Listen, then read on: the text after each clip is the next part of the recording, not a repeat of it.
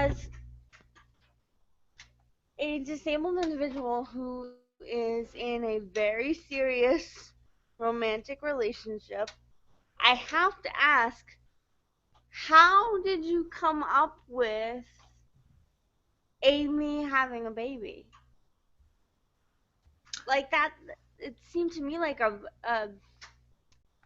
quite a leap.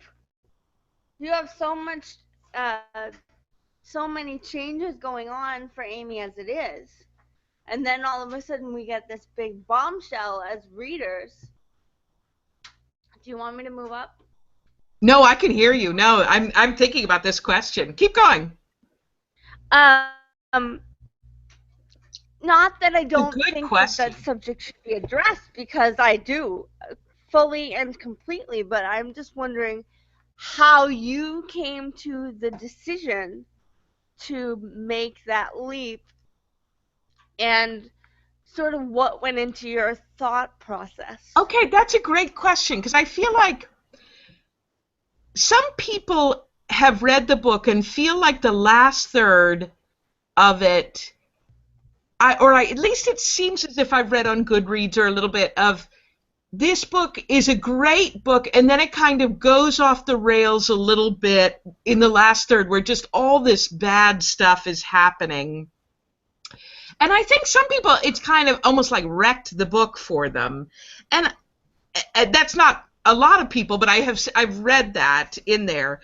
I I feel like the reason I wanted to do it, and it's good for a writer to go back and think about decisions like that.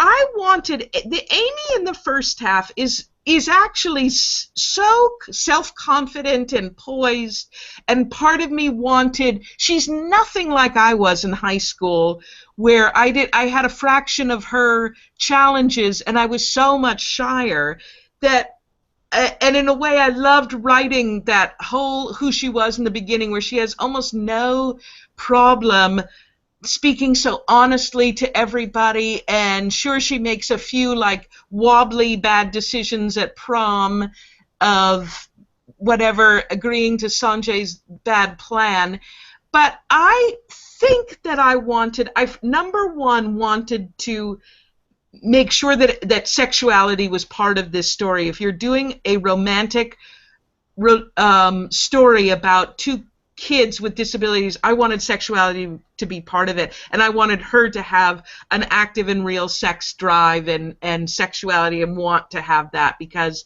I think that is a much more realistic truth and reality, and the world needs to see this and understand this better, and we parents need to see it and understand it better.